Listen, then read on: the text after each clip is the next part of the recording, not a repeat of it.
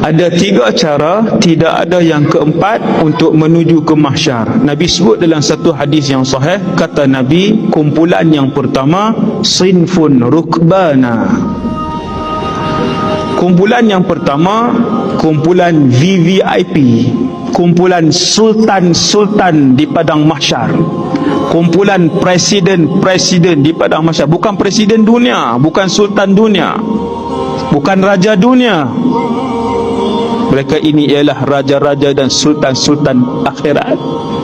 Hanya mereka sahaja, iaitulah kumpulan para nabi, para rasul, para syuhada dan siddiqin.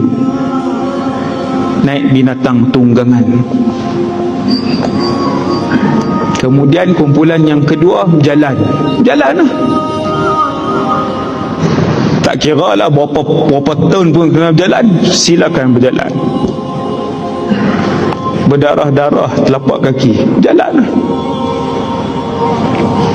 Dan kumpulan yang ketiga ialah sinfun yamshuna ala wujuhihim, kata Nabi. Kumpulan ketiga ialah yang paling celaka sekali, iaitulah mereka yang berjalan kakinya di atas, mukanya ke bawah, dihentak-hentakkan sehinggalah sampai di mahsyar.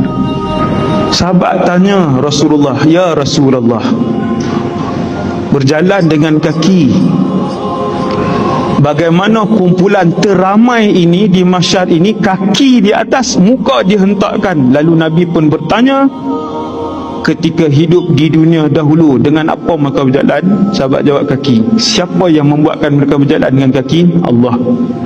Maka Allah jugalah yang akan membuatkan mereka berjalan dengan muka mereka. Seret,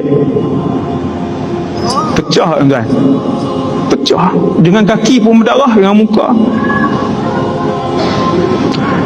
Maka beruntunglah mereka-mereka, kata para ulama, yang disediakan oleh Allah binatang tunggangan di tepi tempat mereka dibangkitkan setelah ditiupkan sangkakala yang kedua.